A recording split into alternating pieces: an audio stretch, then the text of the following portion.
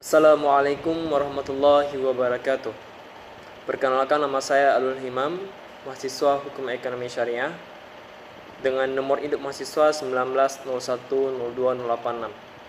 Baiklah, pada kesempatan kali ini untuk memenuhi tugas mata kuliah filsafat umum, saya akan menjelaskan tentang filsafat Islam. Baiklah, sebelum membahas filsafat Islam, sebelumnya saya ingin merangkai dulu apa yang akan kita kaji setelah ini, yaitu tentang apa itu filsafat Islam dan siapa saja tokoh filosof Islam yang terkenal di dunia. Baiklah, yang pertama kita akan menjelaskan dulu apa itu filsafat Islam. Filsafat Islam adalah hasil pemikiran filosof tentang ketuhanan, kenabian, dan kemanusiaan dan alam yang disinari ajaran Islam dalam suatu aturan pemikiran yang logis dan sistematis, serta memaparkan teori ada maksudnya segala pemikiran yang dipaparkan oleh para filosof Islam itu didasarkan dengan pembuktian dan menunjukkan pandangannya tentang ruang, waktu, materi, dan kehidupan. Kemudian berbicara masalah filsafat tidak lepas dari filsafat Yunani, karena awal mula munculnya ilmu filsafat itu berada di negara Yunani, di mana filosof Yunani telah banyak mengeluarkan pemikiran mereka tentang pengetahuan, ilmu, sains dan lain-lainnya, sehingga ada kaitannya filsafat Islam dengan filsafat Yunani. Baiklah, hubungan filsafat Islam dan filsafat Yunani suatu kebenaran yang tidak dapat ditolak bahwa filsafat Islam terpengaruh oleh filsafat Yunani, karena kontak umat Islam dengan budaya Yunani bersamaan waktunya dengan penulisan ilmu Islam, maka masuklah ke dalamnya unsur-unsur kebudayaan Yunani yang memberikan corak tertentu, terutama dalam bentuk dan isi. Jadi logika Yunani mempunyai pengaruh yang sangat besar pada alam pikiran Islam pada zaman dinasti Abbasiyah. Karena seperti yang kita ketahui bahwa filsafat Islam itu muncul pada dinasti Abbasiyah. Kemudian yang dikatakan berhubungan filsafat Islam dengan Yunani, bahwasanya para filosof Islam banyak mengagumi seperti Aristoteles dan Plato, sehingga mereka belajar dengan mereka. Tapi ketika mereka menjadi filosof Islam, tidak menciplak atau mengikutinya, tapi hanya mengambil garis besarnya saja, sehingga banyak filsafat Islam yang masih bercorak dengan filsafat Yunani. Kemudian filsafat Islam dapat dirangkum menjadi 3, di mana yang pertama yaitu filsafat yang sudah ada sebelumnya, seperti filsafat tentang ketuhanan, alam, dan ruh. Jadi maksud sebelumnya yaitu filsafat Yunani. Jadi dalam filsafat Islam juga memiliki filsafat yang membahas tentang ketuhanan, alam, dan ruh.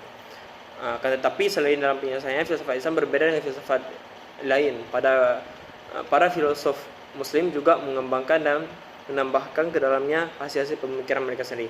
Yang kedua, yaitu dalam filsafat Islam terdapat masalah yang belum pernah dibahas oleh generasi sebelumnya, yaitu tentang kenabian, filsafat kenabian. Ini membahas tentang bagaimana terpilihnya seorang nabi dan mukjizatnya. Kemudian yang selanjutnya yaitu membahas tentang perpaduan antara agama dan filsafat, antara akidah dan hikmah, serta antara wahyu dan akal. Selanjutnya kita akan membahas lagi bagaimana filosof Islam bekerja, maksudnya bagaimana mereka melahirkan filsafat Islam. Jadi tidak terlepas dengan kaitannya dengan penafsiran Al-Quran, bahkan kecenderungan menafsirkan Al-Quran secara filosofis sangat besar. Misalkan salah satu ulama yang menafsirkan Al-Quran yaitu Al-Kindi, yang dikenal sebagai bapak filosof Arab dan Muslim, berpendapat bahwa untuk memahami Al-Quran dengan benar, isinya harus ditafsirkan secara rasional, bahkan filosof. Ini membuktikan bahwa Al-Kindi berpendapat bahwa Al-Quran mengandung ayat-ayat mengajak manusia untuk merenungkan peristiwa-peristiwa alam, sehingga banyak ketika kita membaca Al-Quran banyak Al-Quran yang mengandung arti tentang peristiwa Al-Quran, peristiwa-peristiwa alam, dan menyiapkan makna yang lebih dalam dibalik terbit tenggelamnya matahari. Seperti contohnya dalam beberapa surat tentang menjelaskan tentang proses terjadinya malam dan hari. Kemudian bagaimana pasang surutnya air laut dan bagaimana nanti fenomena alam seperti gunung meletus, dan juga bagaimana fenomena alam ketika hari kiamat yang akan datang.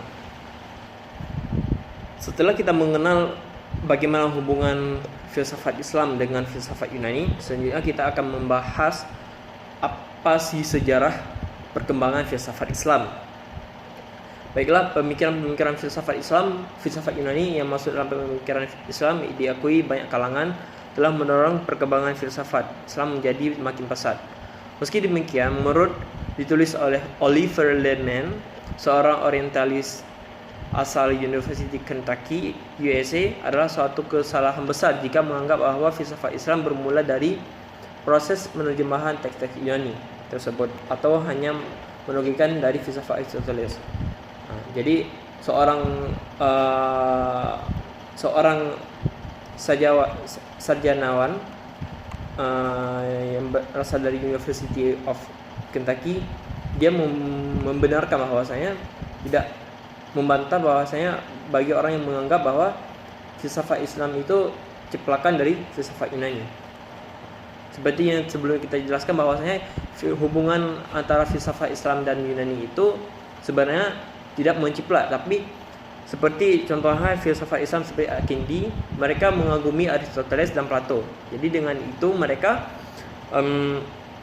belajar, tapi tidak mengikuti dan tidak menciplaknya, tapi hanya mengambil bagian yang pentingnya saja. Kemudian Al-Kindi adalah seorang filsafat Islam yang sangat berpengaruh dalam perkembangan filsafat Islam, di mana beliaulah yang pertama kali mencetuskan filsafat Islam dengan buku Filsafatul Ula, yang berarti filsafat dasar.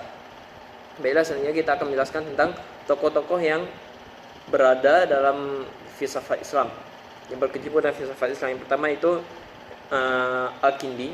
Beliau mempunyai nama lengkap yaitu Abu Yusuf Ya'qub Ibnu Ishaq Al-Kindi. Ia berasal dari keluarga bangsawan Arab. Itu dalam filsafatnya membahas tentang filsafat tentang alam, kemudian tentang hubungan filsafat dan agama, tentang jiwa.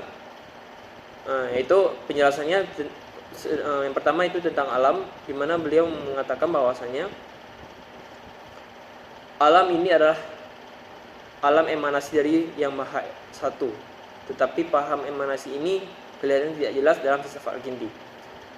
Yang kedua, maksudnya beliau menjelaskan tentang alam diciptakan oleh Yang Maha Esa, tapi tidak bisa kurang ketiga jelasannya, kurang jelas dalam pemaparan filsafatnya. Yang kedua itu hubungan filsafat dan agama. Al-Kindi bahwa antara filsafat dan agama tidak ada pertentangan. Ilmu tauhid atau ideologi adalah cabang termulia dari filsafat, karena tauhid itu tentang ketuhanan, sedangkan filsafat juga membahas tentang ketuhanan. Yang kedua itu filsafat tentang jiwa, bahwa jiwa manusia mempunyai tiga daya, yaitu daya bernafsu yang berpusat di perut, daya berani yang berpusat di dada, dan daya berpikir yang berpusat di kepala. Yang kedua itu Ibnu Majah.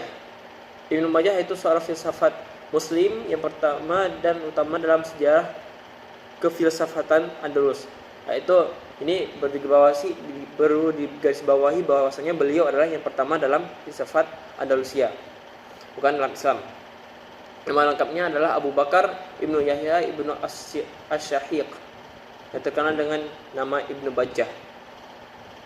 Beliau membuat beberapa karya tulis yang terpenting dalam bidang filsafat, yaitu kitab Tabir Tauhid. Ini adalah kitab yang paling populer dan paling penting dari seluruh karya tulisnya. Yang kedua yaitu Risalah Al-Wada, Yang ketiga Risalah Al-Istihal. Yang keempat Kitab An-Nafas. Berikut pemikiran beliau dalam filsafatnya, itu pertama tentang akal. Menurut beliau, akal adalah posisi yang sangat penting. Dengan perantaraan akal, manusia dapat mengetahui segala sesuatu, termasuk dalam mencapai kebahagiaannya dan maslahat ilahiyah. Yang kedua itu jiwa. Jiwa, setiap manusia mempunyai satu jiwa. Jiwa ini tidak mengalami perubahan sebagaimana jasmani yang selalu berubah. Yang kedua yaitu akhlak. Akhlak menurut Ibnu Bajjah akhlak manusia berbeda dengan akhlak binatang. Jadi beliau menjelaskan bagaimana perilaku seorang manusia yang suci, dan mengikuti norma. Baiklah, hanya sekian yang dapat kami sampaikan. Lebih dan kurang kami mohon maaf. Assalamualaikum warahmatullahi wabarakatuh.